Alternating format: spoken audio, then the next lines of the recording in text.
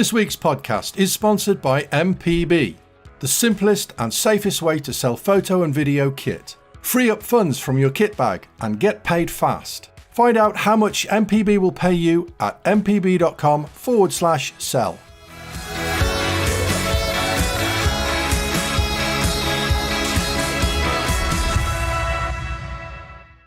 Good evening and welcome to the AV Forums Movies podcast on Monday, 21st of March, 2022. I'm Kaz Harlow, and with me tonight I have Mark Costello. Evening all. And Simon Crust. I'm sleeping with the fishes. I think that's a rather oblique reference to what we should have been covering tonight in depth, which was a look at the new Godfather set and the new 4K transfers on all the films and all of the goodies that come with that set, and maybe a little bit of a reflection on gangster movies. You're not going to get any of that.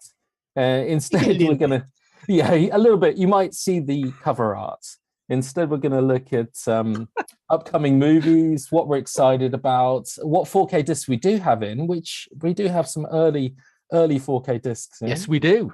Yeah, and some tasty streaming releases, and what we're watching ourselves at the moment, movies and TV. But to begin with, we're going to do competitions. And since I've come to rely on you, Mark, can you do the honor? Well, seeing as you asked so nicely, yes, I shall, Kaz.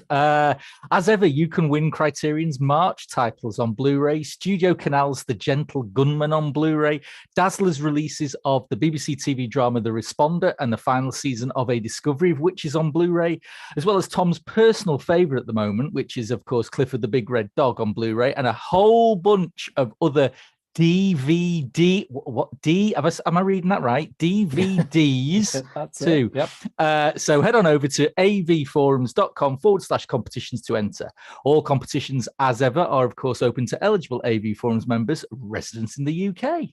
Yeah, the DVD competitions are super popular. They're really super popular. It must be because they're easy to spell. Maybe. Could Possibly. be.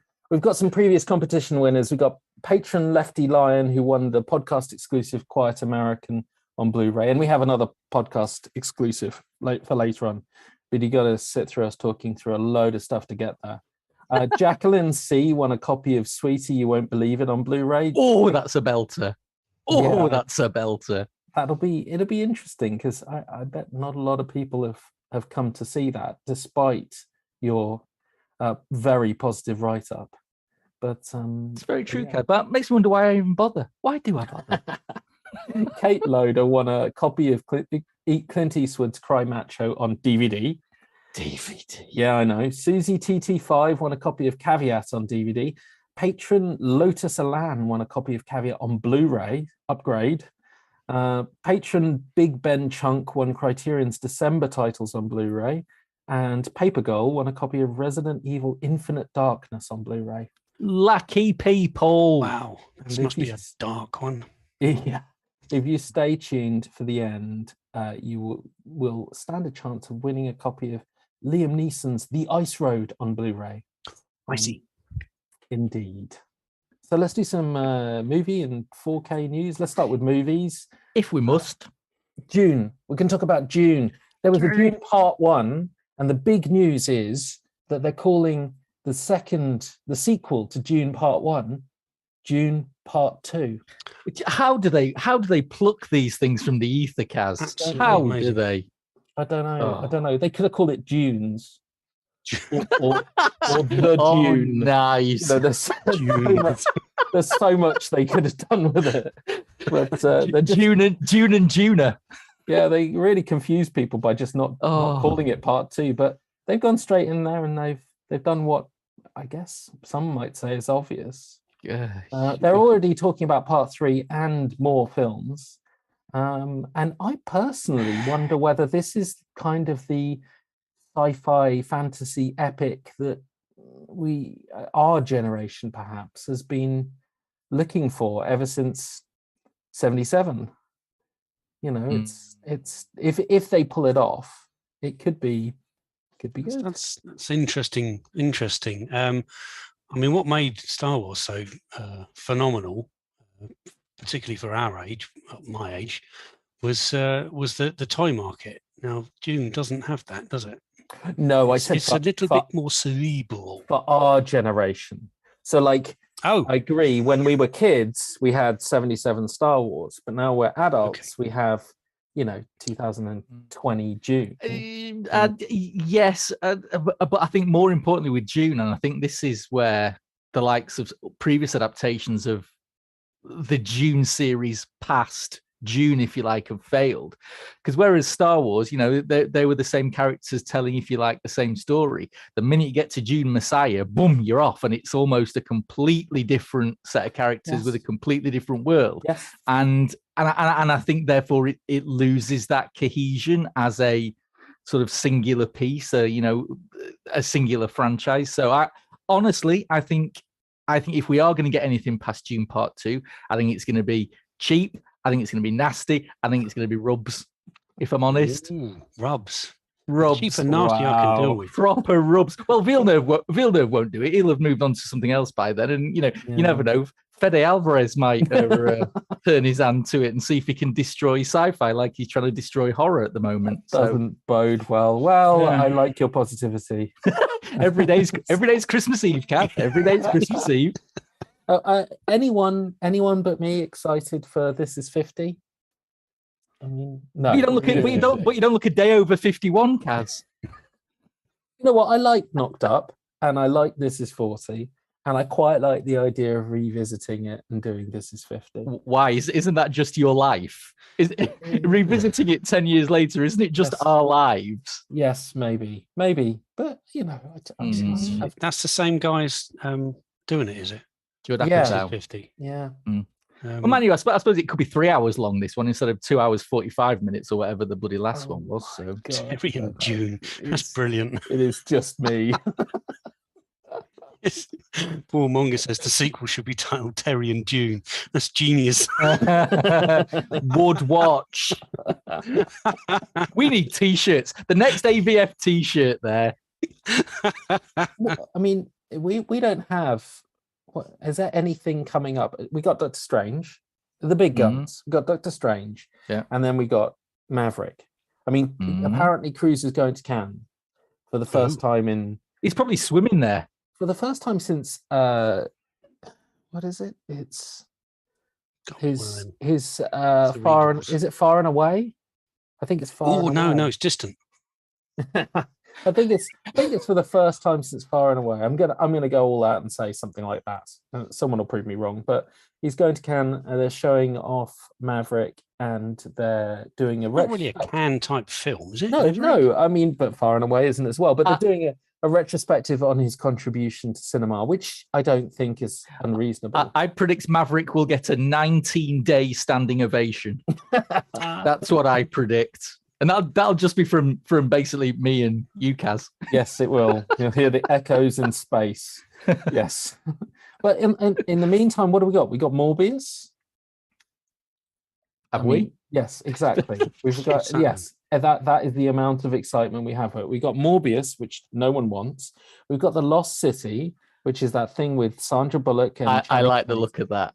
Yeah, I like the look of that. It looks okay. Yeah. I mean, it's getting decent early reviews, which I would not have put money on. It's good people being funny. Let's be honest. I think we all need a bit of that at the moment, don't we? Yes. A remarkably unimaginative title. I'm sure there have been other Lost Cities, and I'm sure it had a letter attached to it. But no, that was The Lost City of Zed. That was a different film, Cass. Different film. I thought they started this with The Lost City of something. But anyway, there's The Lost City, and we got Nicolas Cage being all of his best characters. How many Nicolas Cages? All of them. Yeah, it feels like it. He's definitely going to be face-off Nicolas Cage, and that's all I want. And he's going to be wild at heart Nicolas Cage, from what I can tell as well. Oh, Vampire's Kiss Nicolas Cage, come on. Young and crazy. It's going to be a lot of Nicolas Cage, as long as he's not straight-to-video Nicolas Cage, which would be irony in a straight-to-video film. But yeah, but I would still watch that. Let's face it, Nicolas Cage. It's not like it's straight to video Willis, is it? We're talking here, No, I've got another one of his films. I know, and tragically, I'm really torn. I mean, I'm digressing here, but I'm really torn because there's a lot of press at the moment, and you gotta trying to sift through it, but there's a lot of press about how he's suffering from a degenerative disorder, which is leaving him unable to remember his lines and having to be told them in his ear. And I don't know. No one's gone out and spoken on his behalf. It's just a lot of people who've worked with him who are commenting on how he has earphones in and he has all the rest of it.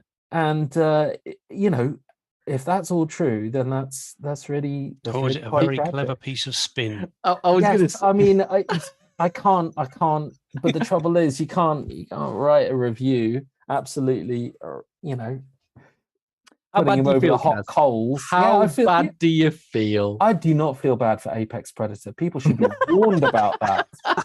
They need to be warned. He needs to be warned. If he's forgotten how bad it is, they should go back and tell him. Too soon, Kaz. Too soon. Yeah, but I mean, it has put me in a quandary over his latest, which I haven't put up. Fortress. Just step away. Just step away from the Willis then. No, I've got Just Fortress. step away. It's ready. The link is ready to go. I don't know. It's obviously going to be a 9. You're going to watch it. You know you are. You love it. Am. You love it. The Northman. The Northman's coming. I think that's what we've got to look forward to. I figure that. I mean, Tom, I know, would be if it's not Clifford the Big Red Dog, he would be talking about the Northman. I know. I'm kind of torn on the Northman. I have to admit, I saw the trailer and it looked dazzlingly generic. Unfortunately, I wanted more. I wanted more weirdness. I wanted more insanity from it, and maybe the film will have that. More mermaids. But I thought the trailer was sort of like Grubby 300, and I don't want Grubby 300. That sounds wrong on every level. But yeah, just fingers crossed. Is grubby. Oh no. Well, might be in your house, Si. But I mean, hopefully Tom will see it and tell us that it's everything we wanted, because it's Eggers, isn't it? I'm getting the right one into it. That's why we're talking mermaids. It's Mr. Eggers. So I'm expecting crazy witchy lighthousey type strangeness, all with massive Viking helmets on, and I didn't get that from the trailer. But keeping them crossed. No 4:3 black and white, no sale. You're going to go and see Michael Bay's Ambulance. Well, hopefully I'm not going to get taken away in Michael Bay's Ambulance. But yes, I'm going to go on Friday for you. Yes. Again, looks good, but looks. Does it? Have you seen the trailers? I have seen the trailer, and it looks like a sort of typical generic Netflix thriller given a very, very Bay sheen. But I will say this, when Bay sort of drops the budget to below that of the GDP of most of the world, he can produce some decent stuff like the 13 Benghazi, 13 hours? 13 hours, Soldiers of Benghazi. That was solid stuff, and it showed what it could be if you just reined it in. So I'm hoping that's what this is, an intense character piece with odd flashes of Bay brilliance. But I'll let you know on Friday night. Yes, we'll see if it turns out to be that. And I think Tom's seeing Ty West's X as well. Yes. Sex and death. Nothing to see here, kids. Just move along. Well, there's some stings, but blatantly we're still holding out and praying that this is the year of Top Gun. Can't go wrong, can it? It can't go wrong. Can't. Is the trailer still saying in 2020? Yeah, probably. Nice. Yes, but no, you're absolutely right, because it's been a bit of a barren time at the old cinema these last few weeks, I have to admit. But good to see streaming picking up the slack, which we'll come to later on. Yes, they're going full headstrong in that. But first, 4K. Let's look some 4K. Oh, let's. I know what you're excited for, but I'm excited for Get Carter on 4K. Stallone one. You're not a big man, but you're out of shape. Someone has to be looking forward to Stallone and Mickey Rourke in the Get Carter remake. I'd rather watch. Disappointed that I'd this is rather the watch old one. Detox. The old if I'm honest. version. Oh Honestly. my god! Yeah, that'd be a Honest. classic. It's a classic film. You'd rather watch Detox, Mark? Yes. Then the Stallone Get Carter. Maybe. I like Detox. I even like Drive. Shoot me. I have Shoot, got or time no, for Drive. is it Driven or whatever it's Driven, called? Driven. That's the Where one. I can't talk about the ending, but it's a ridiculous ending. You mean Days of Chunder? Yeah, that one. A ridiculous ending with Burt Reynolds looking very plastic. Yes. So yes, but back to the good stuff. Thanks for that diversion there, Si. Get Carter. Sorry. Yeah. Get Carter. Yes. Yeah, Get Carter. I mean, they did a We'll have the proper English soundtrack, I hope. Yeah, I hope so. I hope they do a stand-up job. I think it'll be amazing. It always looked good, didn't it? It was always nice and bleak and clear and tidy. Yeah, very nice. I'm excited for that. And Criterion have got some things in the bag that we're never going to get them because we don't seem to get Criterion 4K. But I'm looking forward to Shaft. And I know it's me being really picky here. In the extras, they've gone to the trouble of including Shaft's big score. So you've got Shaft and you've got Shaft's big score, which as a collector, I think is a fabulous bargain because I don't have Shaft's big score on Blu-ray. And it's really good news that you get both. But where's my Shaft in Africa? Like, why would you just put big score on there? Why don't you just do all three? No, come on. They're going to make you want to. They're going to make you pay for that one. Honestly, Kaz. No. You're getting one free movie and you're whinging there's not two in there. Yes, honestly, come on. Complete the set. That would be an amazing set. It's like a 3-disc set already. Give me Shaft in Africa. See, I think what they're holding out for is they're holding out for a in Africa box set where you get Shaft in Africa and then Emmanuel in Africa. I think that's what they're doing. And if they're not doing, you should Criterion get on it right now. But that's not the Criterion you're looking for, is it? No, it's not. It's not. There's frankly, there's not enough feces in that for my liking. Because yes, folks, Pink Flamingos in the Criterion collection. What kind of world do we live in? I'm flabbergasted. I own that film on VHS just to see that infamous ending. And yes, here it is in the Criterion collection. Is it about Pink Flamingos? I know nothing about it. Zero. I've not seen it. It could be about Pink Flamingos. So you know of its infamous final shots, though, don't you, Kaz? No, I know nothing. So you know nothing? No. You've heard of Divine, surely. You know who John Waters is? Yes. Yeah, okay. Put those two together. Okay. All right. So the infamy comes from Divine takes her dog out for a walk. The dog takes a crap on the pavement, and in one shot, Divine scoops down, has a sniff, picks it up, and eats the dog crap. For real. For real. For reals. And that is in the Criterion collection, Kaz. I know. So Second Sight are releasing Drive. Oh, I have nothing to say to that. That's just bizarre. No wonder you're shocked that Criterion have done. Have you seen him say he's clicking pre-order right now? I can see him. I am. Okay. Yes. It's a anyway, bonkers film. It is. And to end on that just kind of sums it up. Really, it's totally mental. Okay.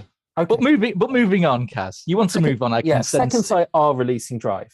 Drive in 4K, £55. Yes. Who has pre-ordered? I've pre-ordered. I've got a smiley face on my hand, but I pre-ordered. Yes. Yes. And to be honest, this is the one time where I will pay that for the tat and for the box alone, because the box alone looks. Yeah, embossed I love that. hammer. I will have that. Yeah, that's it. Looks good. Yeah, embossed hammer. A book I'm never going to read. I've got the audio book. I mean, I'll have it. I'll pay it. Yes, it looks great. And I mean, I've been looking forward to it for a while now. It's one of my favorite films, but it is a whole thing about this whole these tat sets. We've got to address the tat sets. We do, but interestingly enough, I think though, Kaz, with Drive, this is the first time Second Sight have announced. Correct me if I'm wrong, but they've actually annoued the standard edition. Yes. On sale at the same time. Yes. So they've done that before. So that's pretty major, I think, because normally they all do it. All the boutiques do it. There's the uber laden tat edition for stupid pounds. And everyone knows there's going to be a strip back one coming later, but it's still 3, 6, 12 months before they're announcing it comes out. But Second Sight have gone straight in here, haven't they? And it's interesting. And I wonder if it's because Drive is a big title, whereas they don't need the tat coverage. No, maybe they don't, because I mean we've gone straight in for the tat. I don't want the one with just the 4K discs. I want the one with all of the pointless cardboard that won't fit on my shelf. Yeah, it's shiny and the hammer sticks out a little bit. It's nice. Yeah, I mean, yes, it's ridiculous. But it does coming to tat editions. I mean, it's how we're keeping these boutique labels alive, and we like the boutique labels because they're going to give us Drive. They're going to give us, The Witch. They're going to give us Get Carter, whatever. They're going to give us these nice releases in nice condition. And I suppose they're basically giving us the choice about being patient, because as you say, they will release a standard edition for a reasonable price down the line. Yeah. Or you want it on day one, then you pay for the tat. If you pay for the art cards. And I don't think that's an unreasonable tactic. No, it's not. But I mean, we're all us collectors, though. We've all got that god awful sense of fear of missing out. I mean, oh my God. The minute I saw that Drive link on Friday night, I was like, it's like, oh my, why? Yes. That's true. So, yes. Yeah. So, yes, looking forward to that. They're only going to make like 10,000 copies, so we had better pre-order it now just in case. Yes. But you've got The Witch. You've got Second Sight's The Witch. Yes, I have. And this is an entirely different kettle of fish, I think. So very quickly, if you will indulge me, Kaz and Sai, the film it gets better with age and it gets better with viewing. Third time view today, and absolutely adored it far more than I did. Ironically, the weight of critical expectation, I think, does a film like The Witch more damage than it does good. Oh, the most scariest film since the Blair Witch Project. Yeah, no, it's not. It's not. No, it's not. But it is deeply unsettling. It's insidious. It's classic folk horror, and you kind of almost need to come to it without any of that pretense at all. So the film is just as good. As a 4K. What's interesting about the image, I don't know if you can remember the last time you saw it, but it's got a very specific visual style, which simply doesn't play to 4K strength at all. Razor sharp detail, nope. It was a 2K hazily woozily shot digital film with a lot of the backgrounds purposefully dull and dreary and out of focus. It's borderline monochromatic. There's virtually no color in it at all. And it's got a really flat contrast ratio. There's no deep blacks. There's no bright highlights. Everything is shot through as if it's through the morning, the morning haze. So as a visual proposition, it's a tough one. And I've not yet gone back to do the comparisons against the 1080p version, but I'll be amazed if there's any significant differences. But here's where it does start to get interesting. So they've sent the test discs out. And the new on-disc material is about an hour and 20 minutes of new interviews with Eggers and all the main cast. Interesting, but hardly insightful. But that's it. That's all the new. There's a new audio commentary from a film critic, Anna Bogotsky. I think she does Kermode show occasionally. But that's it. Now, given that this is a £42 super duper limited special edition, when the on-disc stuff screams standard edition, here I think you are practically paying for the tat. And I haven't got the tat. I haven't seen the tat. They don't send the tat. So it's a really interesting proposition, because as far as the tat goes, it's a book. It's a lovely box, and I think it's art cards or a poster. But then again, when Lionsgate have released the same film with the same transfer in the States, obviously minus the tat and minus the new hour and 20 minutes of interviews for half the price, it's an interesting question here. And I think certainly this is one of the second sight editions where it might be worth you waiting for the standard edition rather than dropping the money now, because I just can't see 20 odd quid's worth of tat. When your tat edition comes up, you'll be surely that would depend on your love for the film. I mean, if you didn't like Drive, you'd be saying the same thing. Yeah, but true. But I think the thing with Drive is there's an awful lot more new on disc extras. I think here, to just get an hour and 20 minutes. And what's even worse is, I think the interview with Anya Taylor-Joy, she repeats all the same anecdotes about how she got the role in the 8-minute EPK that was on the Blu-ray disc. So I mean, I think that's the issue for me. I hear you on all of this, but I can imagine still paying £55 and not watching all of the extras on Drive. and I would give you the example of RoboCop recently. I got the RoboCop finished sets. I got the test discs and did the review. I still got the finished set. I've got the original Blu-ray set, which is identical. Okay, I still, it's. Why, Kaz? Tell us. Come on. It's pretty. To be fair, I got the finished set, which is the Steelbook. So well, there you go. We're going to argue that I got the pretty Steelbook, but it's. We are collectors, and I agree with Simon. I think, and also, like, if Tom was here, he would be talking about that book. He would just want that book. He would be like, I don't care. I want the book. Give me the book. So True. It's. I think that you're right, but I think that there are some people who'll just go, fair enough. Well, I mean, the thing is, though, it's the beauty of choice, isn't it? Yes. Which is the nice thing. Yeah. If you want the wonderful box and the great book, drop your 43 quid on Amazon or Second Sight Direct. You can have it now. If you don't, if you just want the film, you can either go to Amazon US now and get the Lionsgate disc for 20 odd quid, or just sit on your cheddar for 3 months until they release standard edition. So, and I think that's the beauty of the market that we're in now, where the boutiques are playing the super duper tat edition, knowing there'll be a standard edition. You can then pick and choose. That's a tat edition I want. That's not a tat edition I want. And we'll all have different points of view on it, and we'll all have different value propositions and all that kind of stuff. So yes, I completely agree. I'm good. Glad we managed to change your mind there. No, I completely agree with me. No, not with you monkeys. The word. The big release today was Godfather. It was. But the other big release was Matrix Resurrections, but nobody cares about that. Nobody cares. I took the red pill this morning. I've got it here. I don't care. Oh yeah. Nobody cares. Nobody cares. Yeah. In fact, I forgot I pre-ordered it and didn't cancel. Schoolboy Eric has. It's the worst thing when something arrives that you pre-ordered. They charge you like 30 quid for, and I pre-ordered it before I'd seen it, and I forgot to cancel. Oh dear! And then I saw it, and I was like, I'm never going to buy that. I'll never watch that film again. Guess what rocks up in the post? Save the planet. Don't put it in landfill. Just send it to me. Yeah. I'll put it on the shelf and point at it occasionally and swear. But yes, I will. I'll send it your way. But you both have the new Godfather set. Well, I don't know that I've got it. I have. Oh.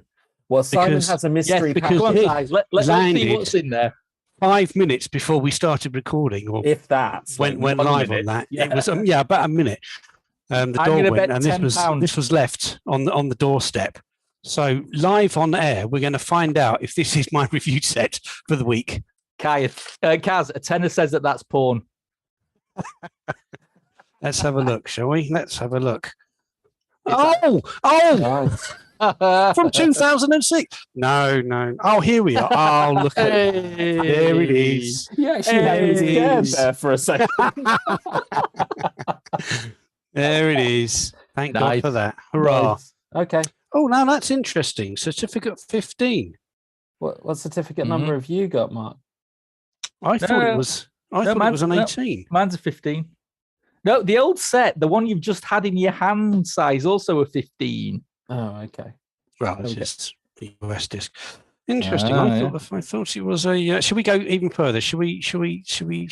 Yes, we're gonna. It's coming off. Look. Oh, does it come with a book? Oh, I don't know. Let's have a look, shall we? Is this a live unboxing video? I mean, wow. Well, it's more like unwrapping, really, isn't it? It is. I'm not really sure it's the way they do it professionally. Yeah, I'm not. I'm not a professional at this. He's gonna drop it in a minute. The discs are all gonna fall out. Spindles are broken. No, they're not. There we go. There we go. Nice. Yeah. No look at that. No book. 5 discs, no book. 5 discs and no book. And none of those pesky 1080p crap either. Oh, that's right. Yes, 4K. Yeah, look at that. Oh, very, very nice. So Simon, bonus disc of extras. Simon, the big question: which version of Godfather 3 are you going to watch first? Well, I mean, for the sake of the review, I'm going to have to watch one after the other, aren't I? And I would presumably go with Coda first because I've not seen that yet. Yes, do that. And then go back.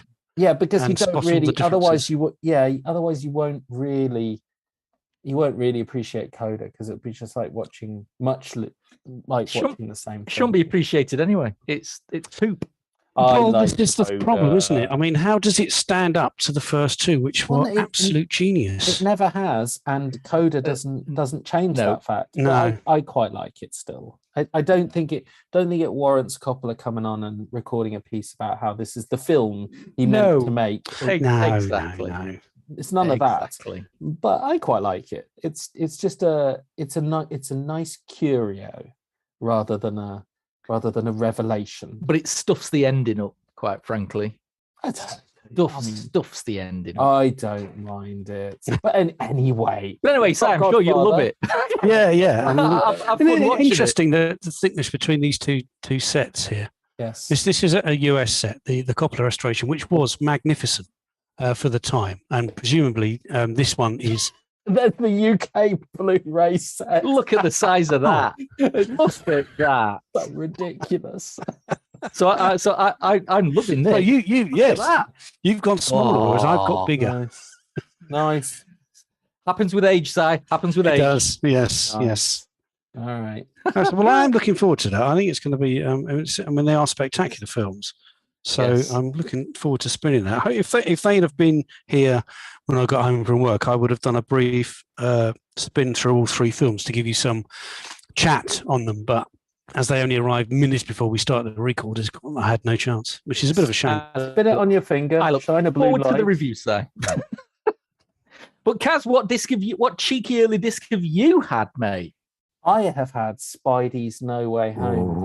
No. Yes. Ooh. Yes, Way Home. Nice. Yes, I have had Spidey's, and I've barely done anything to it other than spin it up and watch a few minutes of it. And it's Sony, it's 4K. What are you going to say? I have nothing to report other than it looks and sounds as good as you expect it to be. And they do a pretty consistent job when it comes to 4K. I'll have a proper look at it, and maybe we can talk about it on the next one in a couple of weeks. Nice. Because it's not out till April. April, is it? April 4th or something like that? Yeah. Yeah. So we've got a minute, but yeah, it's nice that we've got that. I'll try and take a proper dive and get a review up. Yes, that's very exciting, and more exciting than Matrix Resurrections, which I don't even want to open. Anyway. Do you know what? We're all kicking it. We could watch it a second time, and it'll be just as bad. It could be better. You I'm never watching know. it a second time in my mind right now. It's still bad. Okay. Streaming. How are we doing on streaming? We can talk some streaming. We can talk streaming. Okay, so I stream. So coming up, and Chris Pine has gone nuts on streaming. He's decided to do a film.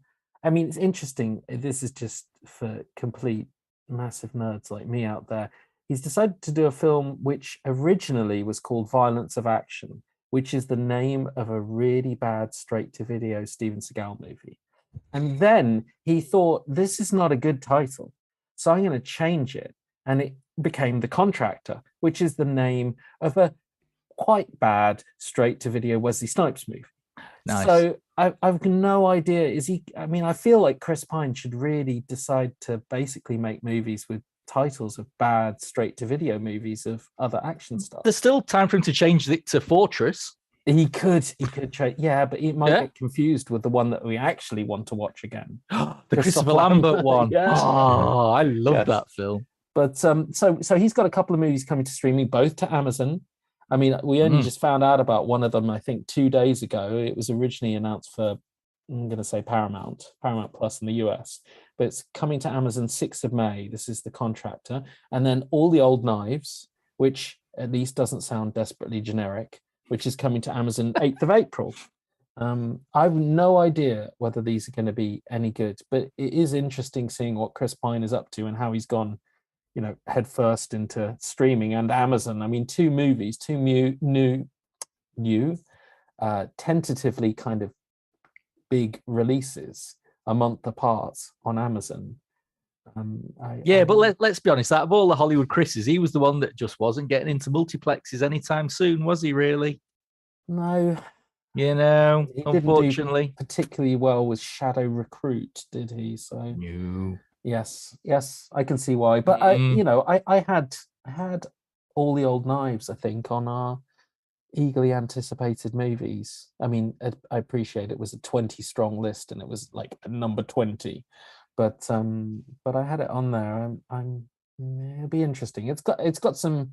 There's some form with it being based on a book, but we'll see. But anyway, those are coming to Amazon, and then we have more on Amazon. Josh Brolin's mystery thriller. I mean, I'm guessing from the title, it's called Outer Range. I'm guessing it's going to be kind of too far away. Yeah, no. Will he? Oh no! I was going to say he's going to wear a mean Stetson. That's what I'm thinking. I think the range is that bit, and the outer is like outer. It's like open range meets outer limits. Wow, Cowboys and Aliens. Yeah, Cowboys and Aliens. What could go wrong? Yes, a lot. I enjoyed that film. I quite liked it. Yeah. I stand by that. Still a lot could go wrong, really. Okay, but yeah, mystery thriller, Outer Range. Julia Roberts and Sean Penn are doing a Watergate TV series called Gaslit, which is coming to Stars, and Gary Oldman is doing a spy series. I've got no problems with Gary Oldman doing spy. He can do spies. I want him to go back to Tinker Tailor, but anyway. Yeah, he did. Yes. Yes. He should really do that. But he's doing a spy series, Slow Horses, for Apple. These are all out in April. Cool. And I would say, after going through and looking at Morbius, I am quite excited for TV in a way that I just am not for cinema at the moment. I mean, one or two of these are going to be worth watching, and from the comfort of my own home. Yeah, well, let's be honest. 2 years ago, these would be the mid-budget films that people say don't get made anymore, that are obviously getting made, and they'd be clogging up the multiplex with very generic Friday night, adult fare that no one really wants to see. So I think these are all the kind of projects that have, COVID has basically gone, no, you ain't getting in these multiplexes, kids, off you toddle. And so they're rocking on up on streaming, retooling from a film into a series or what have you. But it's all just choice, isn't it? I mean, there's so much stuff around at the moment. Yes. Well, that's why we have Andy's lists. I'm gonna thank God for Andy. I'm gonna shout out to Andy's list. Yes, he does, coming soon on all the streaming services. He does like a one that groups Amazon and Apple together, and then does a separate one for Sky and a separate one for Netflix. I rely heavily on them to the point where I was getting very excited for Raised by Wolves next week, and then he said actually the date's changed from his article. So not his fault though. Well, I still blame him. I was relying on his lists here. But Kaz, you've already given it a 10 anyway, so you don't need to watch it. Yes. I'm never going to live that down. What have we been watching? I'm gonna turn to Mark here, because I have a clue about what you've been watching. Because I read your top 10 Blu-rays for March, and there were some juicy titles in there. It was a very good month. Very good month. For releases. I think the release that came in at number 5, the film was a 9 out of 10.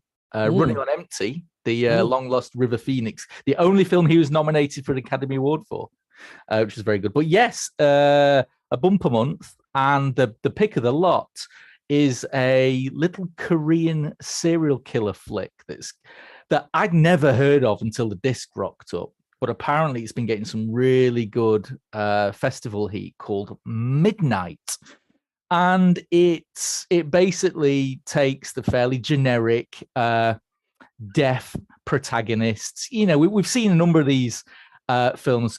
Cast your mind all the way back to Audrey Hepburn in Wait Until Dark and Madeleine Stowe in Blink, through to Mike Flanagan in Hush. You know, you've had these stories of people with these physical disabilities, you know, being stalked by various types of wrong'uns, ne'er-do-wells. But this one feels different. This one stars, one of the stars of Squid Game, basically following 2 women home one night, and he literally turns his head left and goes, I can pick that one, turns his head right and goes, I can pick that one. And his choice has ramifications across the evening. It's a real taut little cat and mouse chiller. It's given an added twist to the fact that the killer wears a mask when he's committing his atrocities, but then he takes it off and no one knows who he is. So he hides in plain sight in front of his victims. They don't know who he is. And it leads to some insanely tense set pieces where we know who he is, and you can just watch the dominoes fall as that person realizes who he is. Oh, and that person realizes, oh, so does that one. And it's just a fantastic little thriller. So if you see Midnight cropping up, either on disc or on any of the streaming services, get it watched, because it's fab. Yeah, it's a disc from Eureka, isn't it? It is indeed, with a lovely slipcover for those who like their tat. Korea is doing really well at the moment. I think I just checked out Spirit Walker, which is a terrible, terrible name. But I mean, I think my tagline was something like cross between Quantum Leap and Born by way of Face Off. Sold. I mean, yeah, take all my money. Really, take it all. It's a lot of fun. It's a protagonist who not only is amnesiac, so he doesn't quite remember who he is or what's going on, but also jumps from bodies every 12 hours. And has some special skills, and they do pretty well with it. To begin with, I was like, it's called Spirit Walker. Seems really bad. Hang on, had Seagal done a DTV film called that? He must have done. Feels like he would have done. He tried to call On Deadly Ground the Forest Warrior or something. I can't remember. No, the Spirit Warrior. That's it. Good Seagal knowledge. And they said no. They said no. But he did get his name called Forrest Taft, which is just absolutely ridiculous. And genius. Yeah. Love it. Anyway, yes, Spirit Walker, well worth checking out. And just to say, this is really good time for Korean movies. I mean, they're setting the standard for zombie stuff on Netflix. They're doing some good stuff. Good old gear. Yeah. But you also have been watching Picard. Yes, I have. He has. Yeah. I have. Mark, well, can you believe God, it? you traitor. Tom did a review and it said he gave it a 4. He got a lot of flack for it. No one believed him. And Mark started watching it diligently. And where are you at, Mark? Well, I watched the premiere episode for which Tom gave a 4, and I thought, Tom, that was a bit harsh, mate. I thought it was fairly decent. And then I watched the second episode and I thought, oh, hey, I might have a bit of this.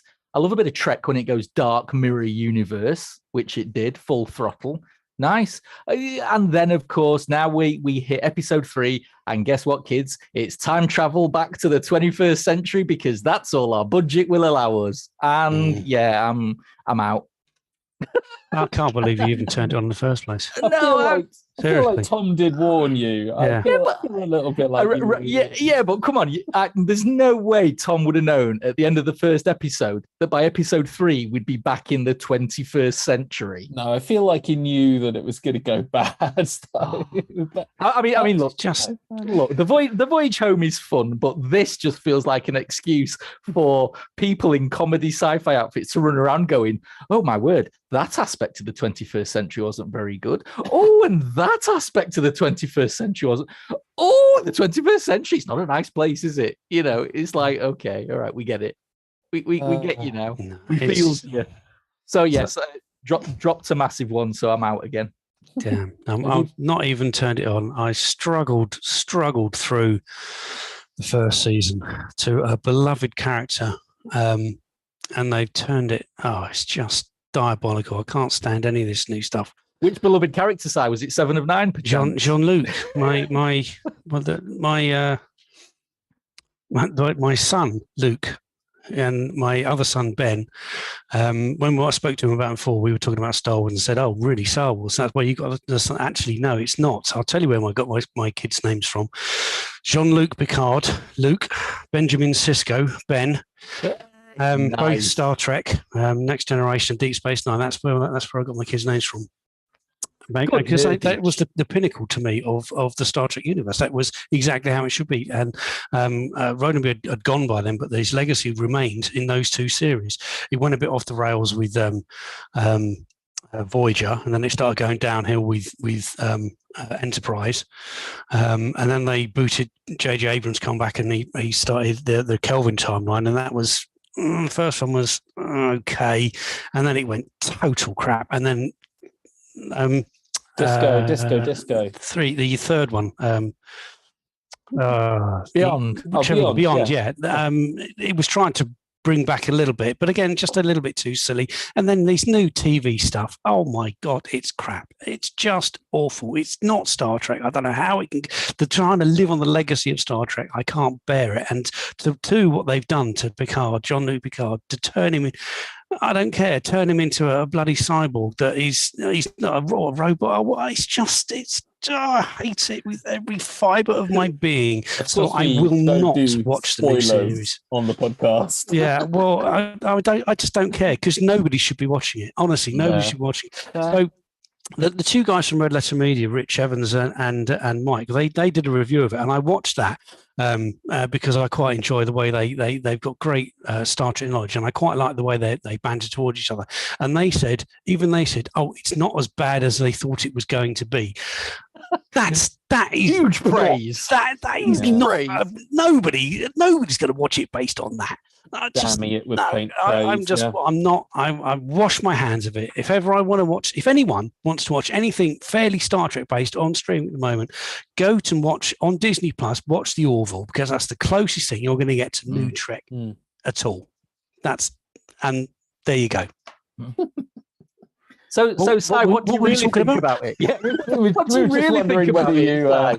We were just wondering whether you'd watched anything good, Simon. But yes. I'm gonna tell you about a couple of shows that I've watched fairly recently on streaming services that we don't tend to talk about. Could you put my camera back, please? Thank you. Sorry about that. Hi everyone, back again. BBC iPlayer and Wonderful SD. A show that was on a little while ago called I Think This Is Gonna Hurt. Heard of that one? Is that Ben Whishaw? Yeah, Ben yes, Whishaw it is. Yeah. Based on a book. He's a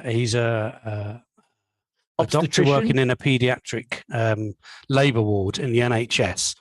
A bittersweet kind of comedy type thing based on his own memoirs. The guy Adam Kay, he was this character. He did work there, and he wrote a book about it and got out, and he's now an entertainer, actually, a comedian of sorts, based on his experiences. This series is a little bit more bitter than it is sweet. But what I found very interesting was what Clarkson did for farming, this show does for doctors, because when you have an accident or something, you go to A&E and you go and see a doctor, that's the person you see. You want to deal with that person. And when they're coming in and they're harassed, or you're in your worst moments, and that is the person that you want to deal with. And if they're distracted or they've got other things on their mind, that's not what you want to see. And you really start to resent the doctor in the NHS. But this show shows you just a little bit about the other side, what these poor sods have to go through. Now, they do push it a bit, and one of the characters goes really quite a long way into how far this could potentially be. I don't want to say in case people want to watch it, but I found it quite an interesting show in the fact that, okay, if you can put yourself being ill, going to see a doctor, and they're coming in and they're all frazzled, you can kind of understand why. Yes. And I found that the most interesting aspect of this particular show. I haven't got into it, but I've watched the first few minutes of the first episode, and it reminded me of Bodies, which I absolutely love, which was similar, but perhaps a bit more serious. Yeah. There's some terrific light-hearted moments in it, based on real experience. These things actually happened. With the names changed, of course. But an interesting show nonetheless. Left itself open for a sequel, obviously. It's a little bit darker than the book, but still quite eye-opening. I found quite opening. And the other one, a show that I watched a little while ago now, I think it's Hulu, and I think it was mentioned somewhere on the site, The Great. It was. We were reprimanded for not looking at it. Yeah, not including the second. That's right. The second season, we wasn't included in the best releases of the year. Okay, the list is worthless. That's it. Because it doesn't include a second season, right? Of The Great, yes. So, I'm going to reprimand you for not including The Great season 2.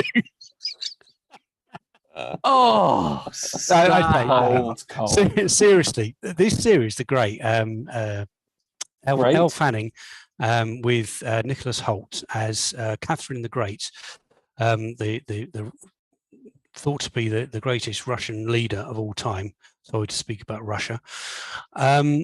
It's a fabulous show. Again, another bittersweet type of thing, but a lot more sweet than it is bitter. Incredibly funny, completely stupid. Based, what are they? The tagline is a true story, mostly, or something like that. It's all fiction, of course, but based around real characters. But incredibly funny, and a really, really good show. So I would highly recommend that. And perhaps we can include it on the next top 10 list. Badcast. I'm going to shun it from now on.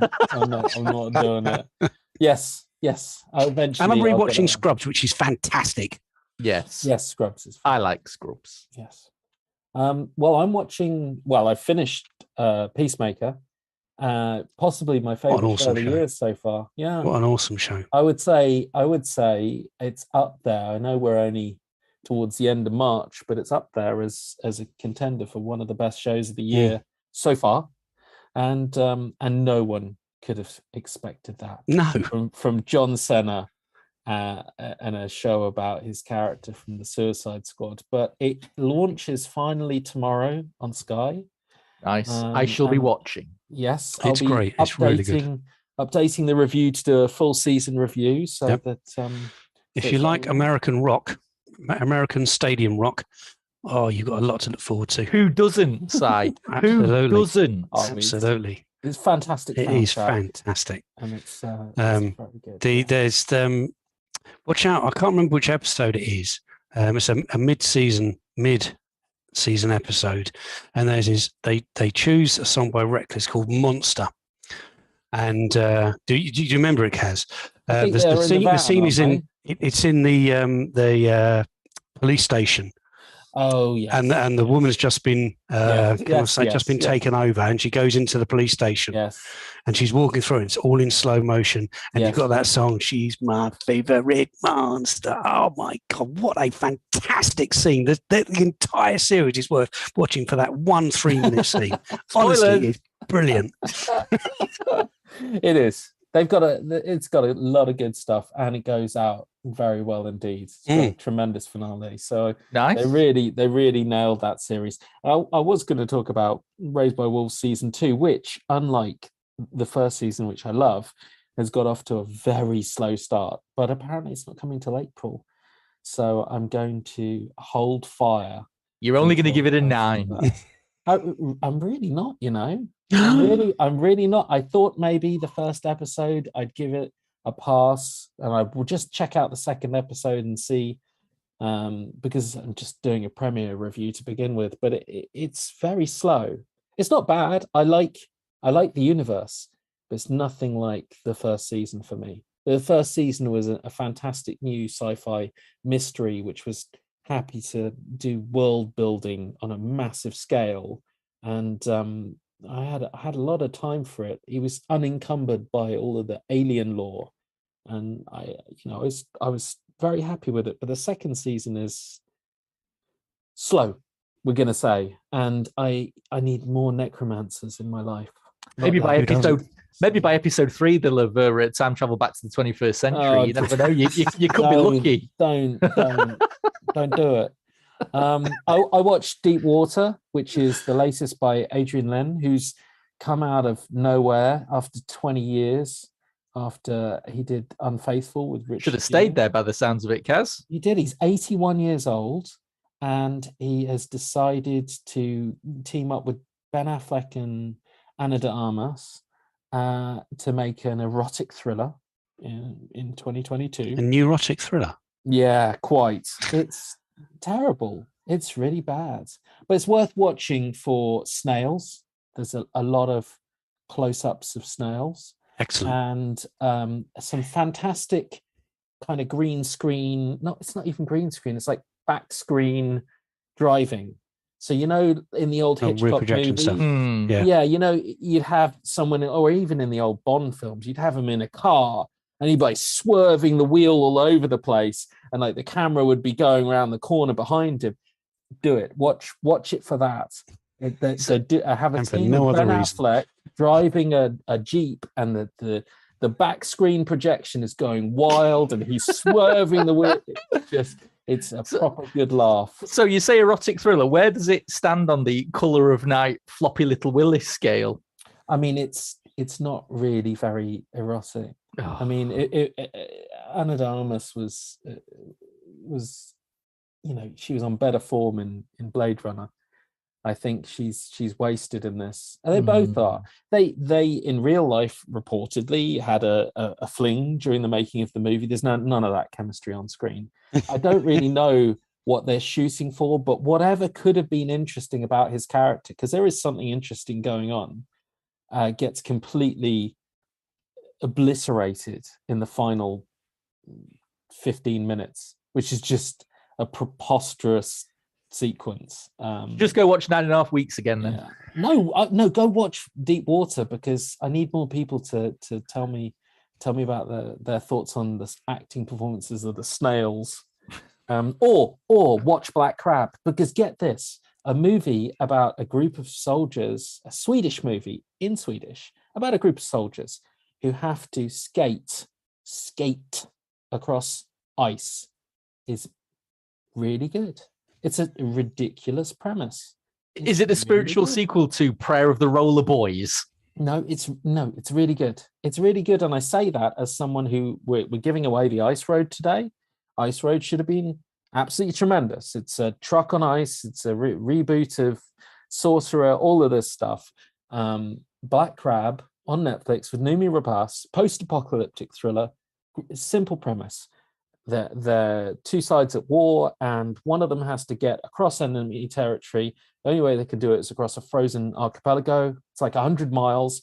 And the only way they can do that is on ice skates. So they get a group of 6 soldiers who have some kind of familiarity with skating. So whether ice hockey players before they became soldiers or professional skaters, and they send them off, and it's proper tense. The Torval and Dean pop up scoring, every action scene every now and again. Proper tense. Synth score, directorial debut from a guy who did music videos. It shouldn't have been good. It's Netflix. What are we talking about? It should not have been good.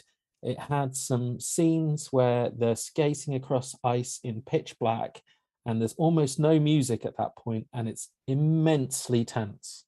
Like you just, the things that happen across the way are so well handled that you find yourself on the edge of your seat. Yeah, I recommend it. They don't stick nice. They never quite stick the landing with these films, but I'd forgive it because he does well. It's a good directorial debut. And so I would recommend that. Solid. And I would say after the last podcast where I ragged on a TV reboot of the Ipcress Files starring Joe Cole on ITV, I watched the whole lot and it was pretty good.